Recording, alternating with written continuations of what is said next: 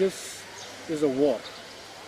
And like any war, those who are prepared, if we are prepared, then we have a chance of winning.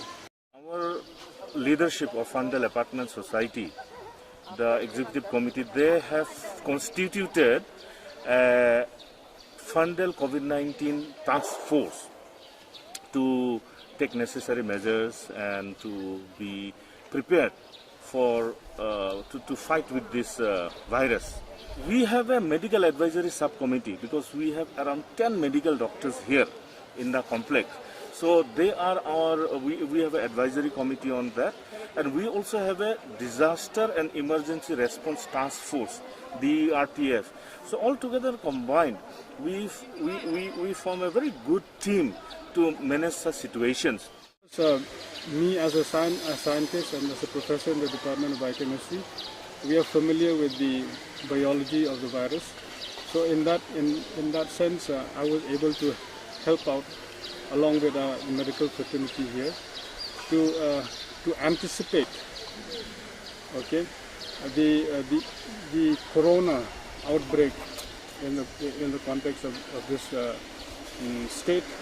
So we have been largely prepared, more than any other community probably, and we have thanks to the modern day communication, social media platform, our messaging and communication is instantaneous.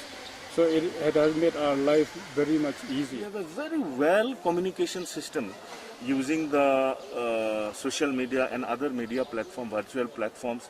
The committees, because of the pandemic, we cannot meet physically like this face to face. So in a short notice, we are capable of organizing the leaders to come and discuss any issues over virtual platform. There are various virtual platforms, so we use those, and we have our even wireless communication systems here among the task force members who communicate, and we have also a system of disseminating the information that comes from the government, that comes from the health department, and we have our own information and awareness news bulletin clips, which we either it is an image format or it is in a video format we disseminate, and sometimes it's in multi-language, because this is a multicultural community that we have, comprising from various tribes and various ethnic backgrounds. So to make it more understandable for people, we even take this strategy of using multi-language awareness materials to them. We have basic emergency equipments and kits, and for COVID-19 we have procured oxygen cylinders. We have your oxygen concentrator, we have just ordered, it is on its way coming. Then we have other necessary basic equipments and even the like PPE kits, supplies for our volunteers and staff.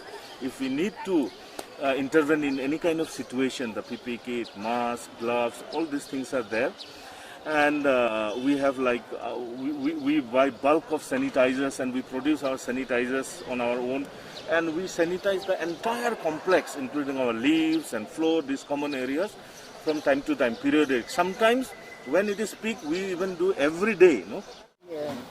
We have a women's committee also under the Fundal task force, and in that we hold many seminars, small awareness program for the children. Regarding COVID awareness also, we have some talks. We have a community hall in our society. So we call children from different groups, maintaining social distance, wearing proper mask and all. We tell them about the COVID awareness and what we should do. Suppose a person is ill, what is the first step of that? Suppose he has any symptoms of COVID, so we tell them about that. And then as a committee, often we have very many recreational programs also in the society. So that the children, but now during the COVID time, so no recreational activities going on.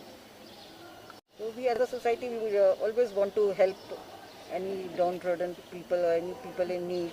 And very often the ladies wing accumulate, and suppose our house is under quarantine, we get vegetables for them, and whatever medicine or anything they need, we try to help them out. I try to help whatever I get instruction from our seniors and all.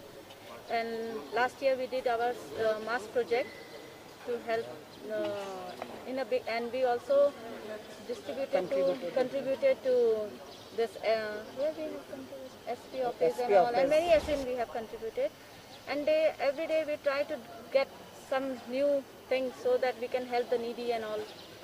We did. In fact, we want to minimize the exposure of people going from here to the nearby shops, because that may be a hub of transmission. And also we want the many vendors to come in from outside. Anybody comes and sells. So we have tied up, as per the district administration's list of vendors they have given who does home delivery, we have tied up with some vendors. And sometimes we order online, and sometimes we invite particular vendor to come. The idea is that everybody gets business, you know. Downtrodden people also get business. Not only one person comes and sells. So we have divided it accordingly, and they come and they supply our needs: the groceries, the vegetables, the bakery items, the milk and fruits and all. They come and give us. So we have tied up, and systematically they come, and we maintain the social distance. Our volunteers are there, and even the gas cylinders, when it comes, as it is unloaded from the truck, we sanitize it with sprayers. Then only it goes to our homes like that, no? So those are all done by our volunteers and our staff. Vaccination is a very important thing in this time.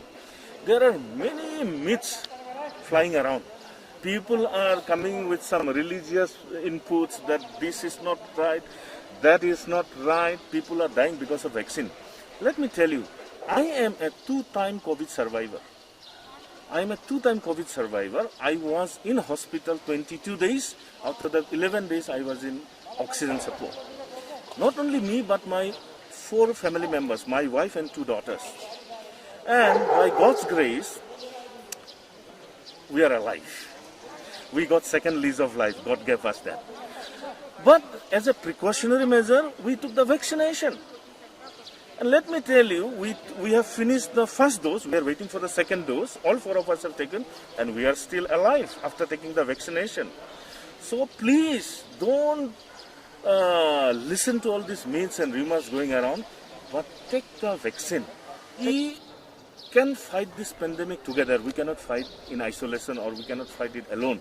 So all people should come together, irrespective of their religious affiliations, irrespective of their political affiliations, irrespective of their ethnic background. They should come together as a one and join hands with the local village Dorbar or the committees, that CCMTs that they have, and with the health department, with the government department, district administration, and join hands and work together.